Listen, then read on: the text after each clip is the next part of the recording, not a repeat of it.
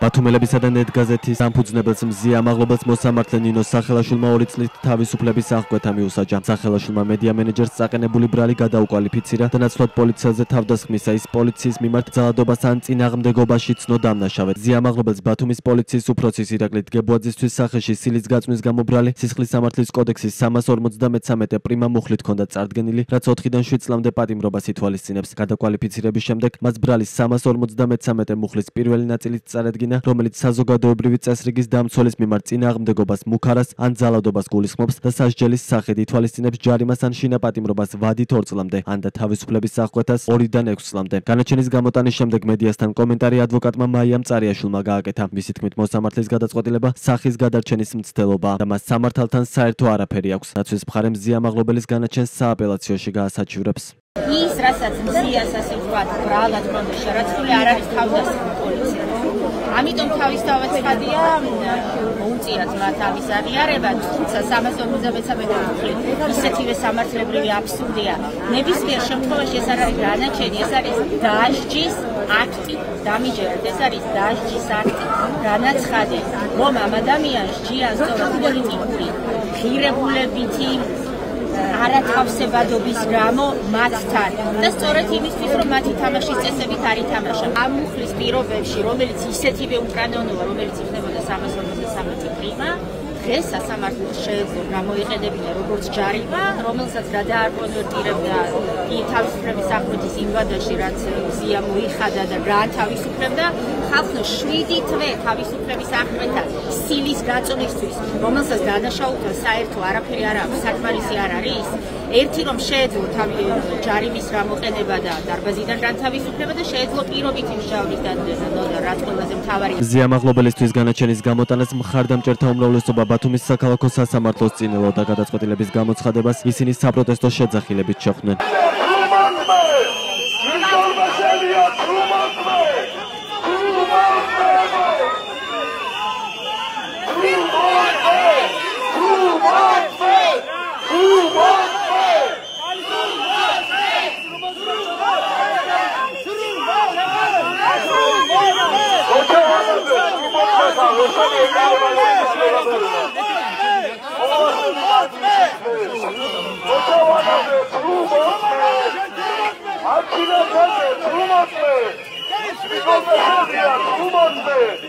ზია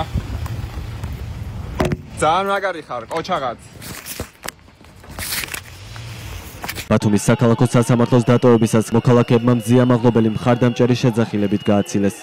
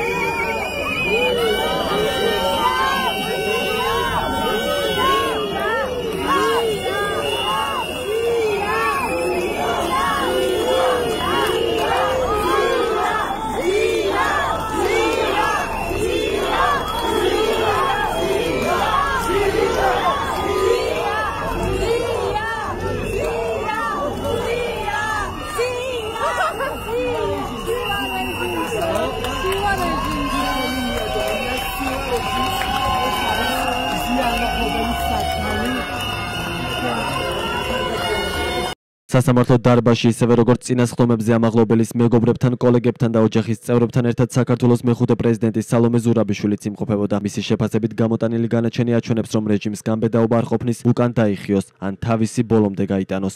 ეს მეტყველებს პირველ რიგში რეჟიმზე, რომელსაც იმის უნარი, რომ უკან დაიხიოს, როცა ამდენად ნათელი არის, რომ აქ არანაირი დანაშაული არ არსებობდა და როცა საზოგადოებამ ყველაფერი თქვა თავისი სათქმელი, ეს ნიშნავს, რომ ამ რეჟიმს აღარ აქვს არანაირი გამბედაობა.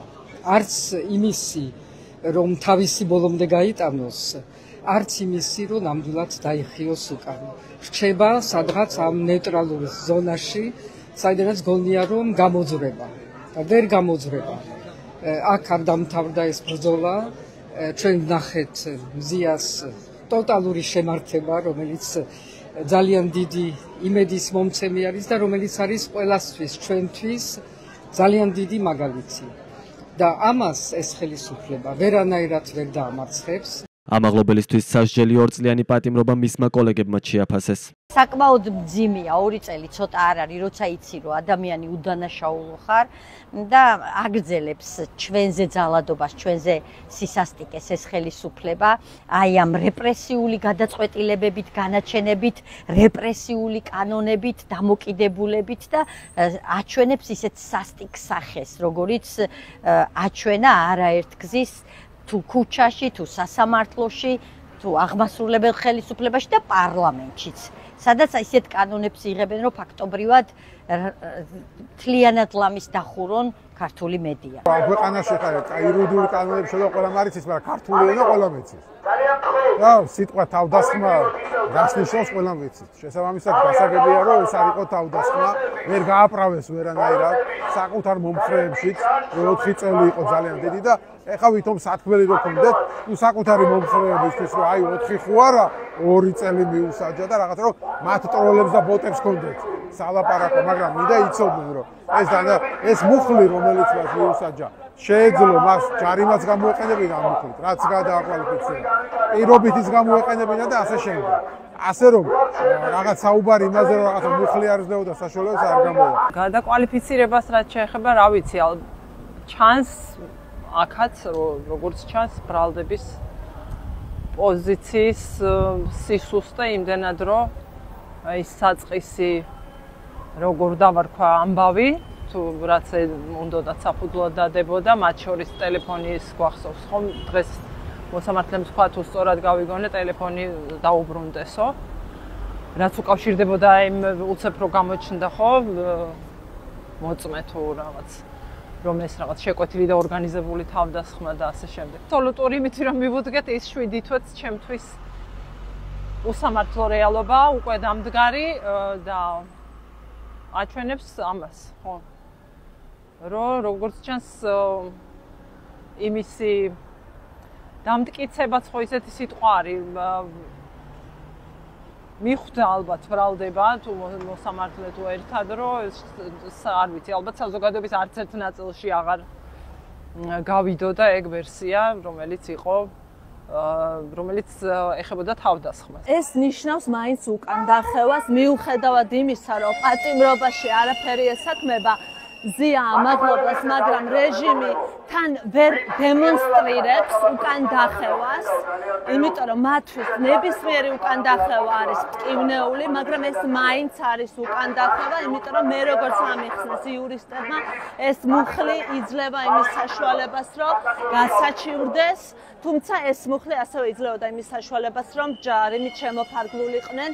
ფაქტია, რომ არ იყვნენ მყარად და ეს პროცესიც აჩვენებდა იმას, როგორ ჩამოშლილი იყო პროკურატურა, მოსამართლე, წნეხი, რომელიც გარეთ არის და მე მაინც ვფიქრობ, რომ დღევანდელმა დღემ ზუსტად აჩვენა, რომ ბრძოლას აქვს თავისი აზრი. მზია ამაღლობელის განაჩენს უკვე გამოეხმაურნენ დასავლელი პარტნიორები. საქართველოში 24-მა დიპლომატიურმა წარმომადგენლობამ ერთობლივი განცხადების საფუძველზე დაგმო სასამართლოს გადაწყვეტილება და მას არაპროპორციული და პოლიტიზირებული უწოდა. მათ სოლიდარობა გამოუცხადეს მზია ამაღლობელს და მედია მენეჯერის დაუყოვნებლივი გათავისუფლება მოითხოვეს.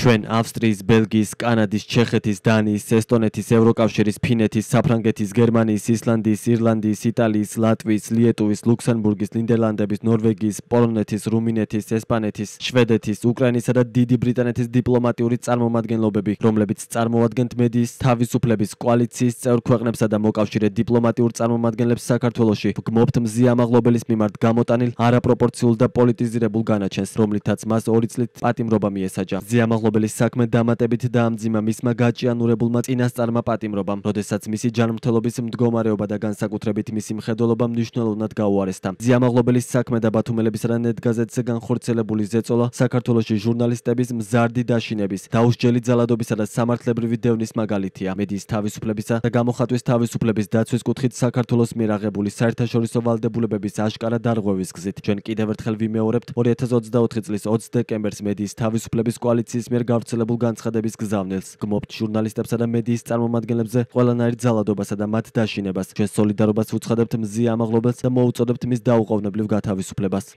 მზიამაღლობელი 11-12 იანვრის ღამეს ორჯერ დააკავეს. პირველად ადმინისტრაციული წესით ბათუმის პოლიციის დეპარტამენტის წინ დამხმარე ნაგებობაზე სტიკერის გაკვრის გამო. რამდენიმე საათიანი პატიმრობიდან გათავისუფლების შემდეგ ირაკლი დგებუაძისთვის გაწნული სილის გამო მეორედ სისხლის სამართლის წესით დააკავეს. მას პოლიციაზე თავდასხმას ედავებოდნენ. მთელი ამ ხნის განმავლობაში სასამართლო პროცესზე დაცვის მხარე ამტკიცებდა, რომ სამართლებრივად სილის გაწვნა პოლიციაზე თავდასხმა არ არის. არაერთი საერთაშორისო ორგანიზაცია და ევროპარლამენტის რეზოლუცია მზიამაღლობელს პოლიტპატიმრად მიიჩნევს და მის დაუყოვნებლივ გათავისუფლებას ითხოვს.